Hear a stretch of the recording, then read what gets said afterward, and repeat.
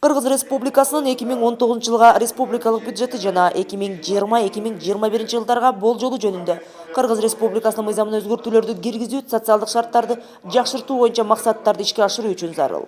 Бул тууралуу премьер-министр Мухаммедкалый Абылгазиев Жогорку кеңештин тармактык комитетинин кеңири жыйынында айтты. Өкмөт башчы билдиргендей, 2019 жылдагы республикалык бюджетке өзгөртүүлөрдү киргизүү жаңы экономикалык божомолдун негизинде сунушталууда. Эң башкы чечимдер мына азыр чыкты. Билесиздер, урматтуу президентибиздин программасында да берилген. Социалдык тармакта бул мугалимдерди биринчи кезекте ушул айлык маяна маселесин карайбыз дегенбиз. Мына 1-октябрдан баштап ошол президенттин программасын аткаруу боюнча өкмөттүн чечими чыгып, 120 миң билим берүү тармагындагы биздин жарандарыбызга, кызматкерлерге айлык маянасы көтөрүлдү. Эң аз дегени ушу 4 миң тегерегине кошулду. Астында бар, азыр кээ бирлери тоолуу, бийик тоолуу жерлерде жанагындай бийик тоолуу коэффициент менен алып аткандарга 12-13 миң сомго чейин кошулгандар бар. Кээ бирлери 30 миңден ашык мугалимдерибиз алып калды. Буга карата жана өзгөртүүгө кирип аткан сумма 1 миллиард 742 миллион сом. Бул эми кийинки жылдарга да абдан чоң бизге каражаттар талап кылат. Мухаммедкалый Абылгазиев белгилегендей, башталган иш жана демилгелерди улантуу менен бирге 2020 жылы бир катар маанилүү иш-чаралар күтүлүүдө. Алар чоң салымдарды талап кылат. Киреше бөлүгүнө токтолсок, 163,7 миллиард сом, же болбосо 19 жылга карата 8,4 миллиард сомго көп. Чыгаша бөлүгүндө 173,7 миллиард сом, 19 жылга салыштырмалуу 8,3 миллиард сомго көп болот. Бюджеттин дефицитин мына былтыр максатты койгонбуз, сиздер да колдоп бергенсиздер. Эгерде 19 жылдыкын 1,7ден ылдый кылсак, бул дагы абдан чоң. Кудай буйрса 20 жылда аяктаганда дефицити жок бюджетке алып келгенге сиздер менен иштешебиз деген ойдомун. Жыйындын жыйынтыгы боюнча депутаттар айтылган сын пикирлерди эске алуу менен сунушталган мыйзам долбоорду колдоп беришти. Инвестициялык, инфраструктуралык бизнес долбоорлорду жана өнүктүрүү программаларын тандоо боюнча сынак комиссиясы кезектеги жыйында республикалык бюджеттен аймактарды өнүктүрүү максатында бөлүнгөн 2 миллиард сомдун алкагында жалпы суммасы 155 миллион 459 миң сомго 19 долбоорду жактырды. Сынак комиссиясынын төрагасы вице-премьер-министр Замирбек Аскаров долбоорлорду кароодо бекитилген критерийлерди колго алып, аймактардын экономикалык өзгөчөлүктөрүнө көңүл буруу керек. Ошону менен бирге долбоорлорду тандоо республиканын бийик тоолуу, алыскы, жетүү кыйын болгон жана чек ара аймактарынан келген бизнес демилгелерге артыкчылык берилет, деди. Кезектеги жыйында сынак комиссиясынын кароосуна Баткен, Талас, Ош, Чүй жана Жалал Абад облустарынан жалпы суммасы 600 миллион сомдон ашуун 39 бизнес долбоор сунушталган. Жалпысынан Кыргызстандагы долбоорлорду тандоо боюнча сынак комиссиясы тарабынан 538,3 миллион сомго 30 долбоор жактырылган. Жактырылган долбоорлор үзүрлүү ишке ашырылса, аймактарда 1451 жаңы жумуш орду түзүлөт. Долбоорлорду кеңири камтуу максатында аймактык сынак комиссиялары түзүлгөн. Учурда жер-жерлерде сынак комиссиясынын кийинки жыйынына долбоорлорду тандоо улантылууда. Бизнести жүргүзүү боюнча ишкерлерди колдоо жана аларга так маалымат, кеңеш берип туруу максатында өкмөт региондордо ишкерлерди тейлөө борборлорун түзүүнү пландады. Ишкерлерди тейлөө борборлорунун кызматтарын Ош, Жалал Абад жана Баткен шаарларындагы ишкерлер пайдаланууда. Бул демилгенин башкы максаттарынын бири ишкерлерди колдоо жана алардын дараметин бекемдөө болуп саналат. Учурда өкмөт тараптан бизнести өнүктүрүү үчүн зарыл шарттар түзүлүп жатат. Алсак, аймактык долбоорлорго жана субъекттерге инвестициялардын агымын тартуу максатында жаңы түзүлгөн ишканаларга 5 жылдан 10 жылга чейин салык төлөөдөн бошотуулар каралган. Алар мүлк салыгы, жер салыгы, пайда салыгы жана сатуудан түшкөн салыктар. Ошондой эле ата мекендик продукцияларды экспорттоого тийиштүү шарттарды түзүү максатында аймактарда ветеринардык лабораториялар түзүлүп иштеп жатат.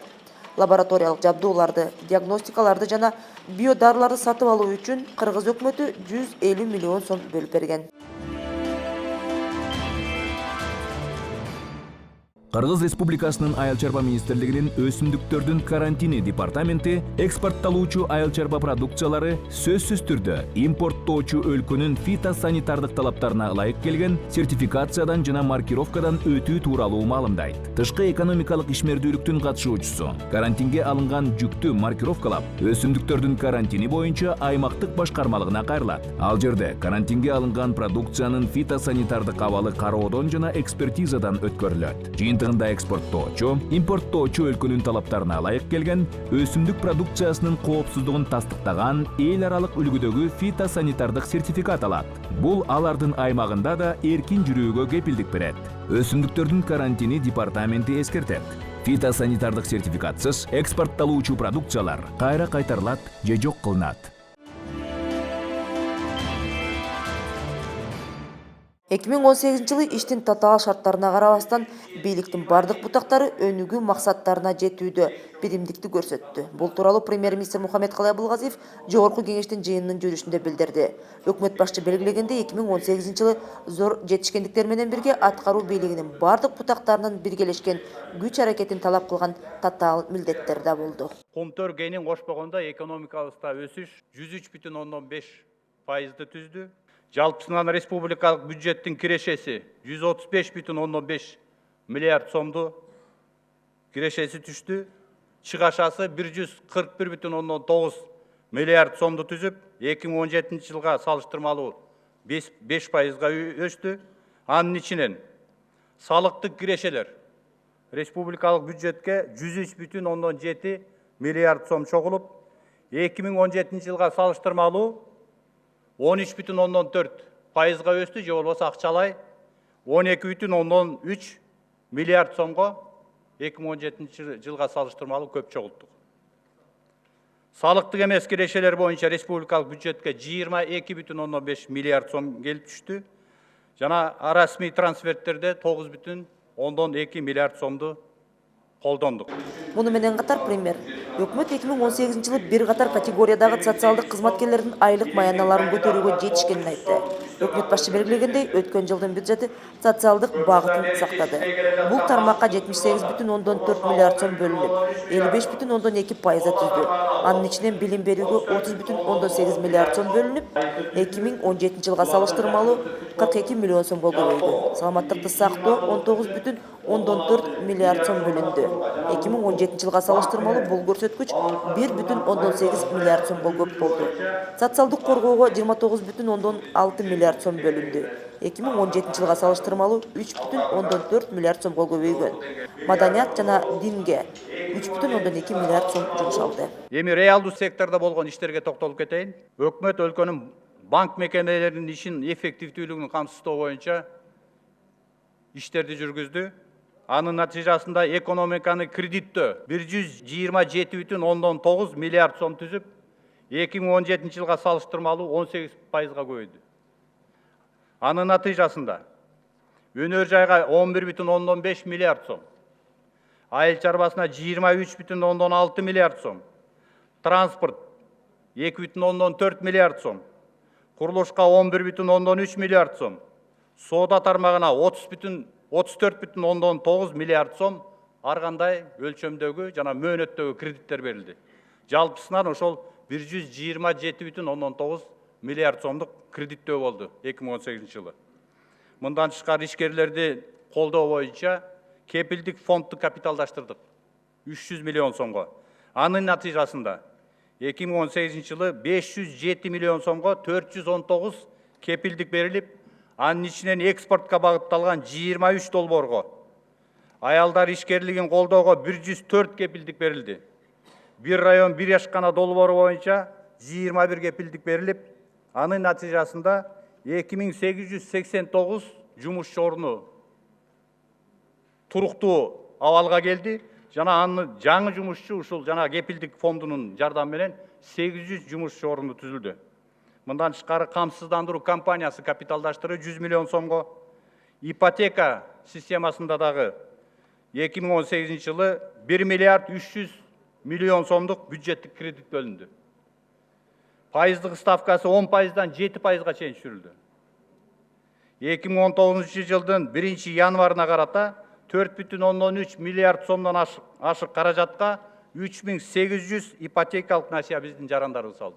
Премьер-министр Мухаммедкалый Абылгазиев эң негизгиси 2018 жылы бир нече категориядагы социалдык чөйрөдөгү кызматкерлердин айлык акысы жогорулаганын белгиледи. Анын ичинде маданият тармагында 11 мекеменин кызматкерлеринин маянасы 80%га көтөрүлдү.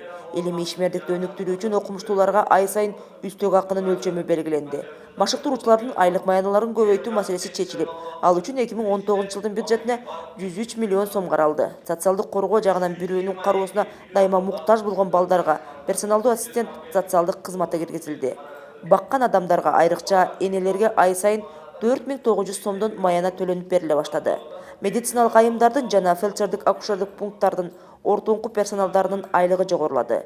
Министрлер кабинетинин башчысы билдиргендей, капиталдык салымдар боюнча социалдык маданий багыттагы 156 объекттин курулушу жана капиталдык оңдоп түзөө иштери бүткөрүлдү. Анын ичинде 95 мектеп, 8 бала бакча, 8 спорт комплекси, 8 саламаттыкты сактоо, 6 маданият үйү, 25 таза суу объектиси бар. 251,2 километр жол асфальттанды, 14 көпүрө салынды. Донордук уюмдар менен бирге иш алып баруу аркылуу жалпы 45 айыл таза суу менен камсыз болду. Салыштыруу үчүн алсак, 2017 жылы 98 объектте куруу жана оңдоо иштери аяктаган. Жылдын 31 декабрына карата абал мамлекеттик карыздын көлөмү 4,5 миллиард долларды түштү, же болбосо 311,8 миллиард сом. Анын ичинен 85,7 бул тышкы карыз, 14,3 бул ички карыз. 2018 жылы мамлекеттик карызды төлөөгө 23,7 миллиард сом жумшалды. Жыйынтыгы менен 65,7 миллион долларга тышкы карызды азайттык, же болбосо ички дүң продукцияга катышын 2,8%га азайттык. Бул ишти мен ойлойм бардыгыбыз жапатырмак улантышыбыз керек. Себеби дегенде биздин бюджетке эң көп оорчулукту алып келип аткан ушул карыздарыбыз. Ошондой эле өкмөт башчы бюджетти аткаруу экономикалык кырдаалды терең талдоону эске алуу менен ишке ашырылаарын белгиледи. Кемчиликтерди четтетүү максатында 2019 жылдын бюджетин аткаруу үчүн атайын өкмөттүн токтому менен иш план бекитилген. Ага ылайык ар бир мамлекеттик органдын жетекчилерине тиешелүү тапшырмалар берилди. Ошентип бюджеттин киреше жана чыгаша бөлүгүн аткаруунун жыйынтыгы боюнча 2018 жыл 4,8 миллиард сом калдык менен жыйынтыкталды. Ал эми быйыл бул сумма 8,3 миллиард сомго жетет. 2020 жылы 10 миллиард сомго жакын чыгарабыз деп белгиледи Мухаммедкалый Абылгазиев. Премьер-министр Кыргыз Республикасынын өкмөтү биримдик ишеним жаратмандык программасын ишке ашыруу үчүн так маалыматтарды белгилегенин билдирди. Муну менен катар Мухаммедкалый Абылгазиев Кыргызстандын 2018-2040 жылдарга карата туруктуу өнүктүүнүн улуттук стратегиясынын алкагында бекитилген долбоорлорду жүзөгө ашыруу иштерин өкмөт активдүү жүргүзүп жатканын баса көрсөттү. Ал эми жогорку кеңештин бейшемби күнү өткөн жыйынында өкмөт башы фискалдаштыруу салыктык түшүрүүлөр түзүмүн түп тамырынан бери өзгөртүү менен мамлекеттин кирешесин арттырса болот деди. Урматтуу депутаттар, ички дүң продукциянын көлөмү 2019 жылдын өзгөртүүлөрүндө негизги параметри болуп 600,6 миллиард сомду түзүп, 2018 жылга салыштырмалуу 4%дык өсүш менен сунушталып жатат. 2019 жылдын бюджетине төмөнкүдөй өзгөртүүлөр киргизилет. Киреше бөлүгү 155,3 миллиард сомдун тегерегинде болжолдонуп, бекитилген бюджеттен 3,6 миллиард сомго көп пландап жатабыз. 18 жылга салыштырмалуу 19 миллиард сомго көп болот. Чыгашалар 165,3 миллиард сомду түзөт. Бул 3,4 миллиард сомго бекитилген бюджеттен көп. Киреше бөлүгү боюнча салыктык кирешелер бекитилген бюджетте 117,9 миллиард сом болуп бекитилген. Сунушталып жатат 111,7 миллиард сомго, же болбосо 6,3 миллиард сомго азайтылды деп атабыз. Бирок 2018 жылга салыштырмалуу өсүү темпи сакталат. 107,6%, же болбосо 8 миллиард сомго баары бир 2018 жылдан көп деп атабыз, көбөйтөбүз деп. Өкмөт башы баса көрсөткөндөй, бул көрсөткүчтөр салыктык процедураларды электрондук фискалдаштыруу тутумун киргизүү боюнча күч аракеттерди мындан ары карай активдештирүү зарылдыгын күбөлөндүрөт. 2019 жылдын бюджетин түзүүдө кээ бир ири салык төлөөчүлөр иши боюнча көрсөткүчтөрдүн прогнозу оптимисттик түрдө болгон. Кээ бир салыктардын түрлөрүндө 140%га чейин өсөт дегенбиз. Тилекке каршылардын айрымдары баштапкы прогноздук көрсөткүчтөргө жетпей атат. Мындан улам ал тараптар төлөнүүчү салыктарды кыскартып атышат.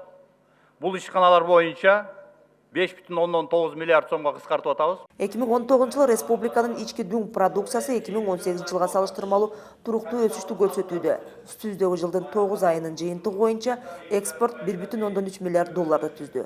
Бул өткөн жылдын деңгээлинен 11,7% жогору. Импорт 7,3% төмөндөдү. Өкмөт тарабынан ата мекендик экспорттук продукцияларды өндүрүүчүлөрдү колдоо, импорттун көлөмүн азайтуу боюнча иштер жүрүүдө. Ички өндүрүштүн өсүшү ата мекендик продукциянын экспортунун көбөйүшүнөн улам жетишилди. Биздин позициябыз өзүбүздүн өндүрүүчүлөрдү колдоо, импорттун көлөмүн азайтуу, экспортко багытталган товарларды колдоо. Бул багытта өлкөбүздө кээ бир товарлар боюнча импортту алмаштыруу боюнча мисал келтирейин. Мисал үчүн текстил боюнча импорт 21,15% азайды, экспорт 37,4%га көбөйдү. Же болбосо өндүрүш 30%га өстү. Цемент боюнча бул жерден биздин урматтуу депутаттарыбыз да бар, салымын кошуп аткандар. Импорт 5%га чейин азайды, экспорт 41%га көбөйдү. Өндүрүш 10%га чейин көбөйүп атат. Териден жасалган буюмдар 2,5 эсеге импорт азайды, 2,8 эсеге экспорт көбөйдү. Же болбосо бул тармакта өндүрүш 13%га өстү. Биз мындан ары да бул саясатты улантып, экономиканы көз карандыктан чыгарышыбыз, ага толук иш шарттарды түзүп беришибиз керек. Былтыр 2019 жылдын бюджети бекитилип жаткан учурда мамлекеттик сатып алуулардын алкагында сатып алынган товардык позициялардын 75%дан ашыгы импорт болуп эсептелери айтылган. Ошондо өкмөт мамлекеттик сатып алуулар системасын реформалоо боюнча өз максаттарын айткан. Бул багытта аткаруу бийлиги иштерди активдүү жүргүздү жана алгылыктуу жыйынтыктары бар. Мындан тышкары быйыл жергиликтүү өндүрүштөн чыккан курулуш материалдарына суроо талап жакшы болду. Алар сатып алынган курулуш материалдарынын жалпы көлөмүнүн 82,5%ын түздү. Дагы бир жакшы жетишкендик мамлекеттик маанидеги документтер, техникалык паспорттун бланкасы, айдоочулук күбөлүктү ата мекендик ишканалар чыгара баштады. Булар мурдагыдан кыйла арзан болууда. Эгер буга чейин эл аралык үлгүдөгү айдоочулук күбөлүктөр 557 сом болсо, азыр 50 сом болду. Кадимки айдоочулук күбөлүк, тагыраак айтканда, улуттук үлгүдөгүсү 10 эсе арзандады. Бул акчалар биздин өлкөдө калаарын, ошол эле учурда элдин чөнтөгүнө күч келбей калаарын айтып турат деп белгиледи премьер-министр. Ушул эле жыйында министрлер кабинетинин жетекчиси санариптештирүү саясаты тууралуу дагы сөз кылды. Өкмөт санариптешүү маселесине өзгөчө маани берет. Бул мезгилдин гана талабы эмес. Санариптешүү бул заманбап дүйнөнүн кеңири жолу, деди Мухаммедкалый Абылгазиев. Премьер-министр Мухаммедкалый Абылгазиев 2022 жылы өтө турган дүйнөлүк чемпионатка аттануунун алкагында Бишкектеги Дөлөн Өмүрзаков атындагы стадиондо Япониянын командасы менен беттешкен Кыргыз Республикасынын футбол боюнча курама командасын колдоо үчүн стадионго барды.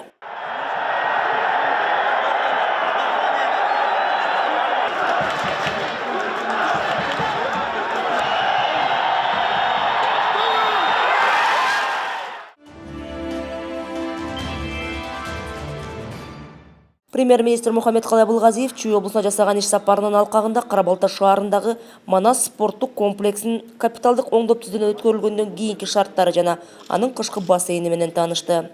Буга чейин былтыр декабрь айында өкмөт башчы ушул спорттук комплекс авариялык абалда турган учурда барган. Олимпиадалык стандарттагы объект 1977 жылы колдонууга берилген. Эксплуатацияга берилген жылдардын аралыгында бир да жолу капиталдык ремонттон өткөрүлгөн эмес. Болгону чатыр жана бассейндин суу толтурчу жери, дубалдары жана башка майда барат ремонт иштери жасалган.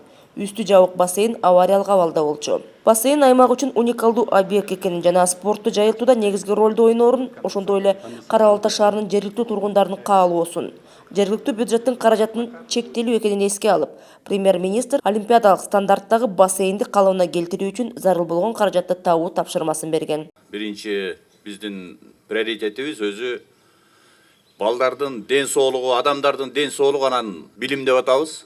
Билим жаатында азыр көрүп атасыздар, мугалимдердин айлыгы көтөрүлүп атат. Азыр болсо эми ушул балдардын ден соолугун коргоо боюнча абдан чоң иш чаралар болот.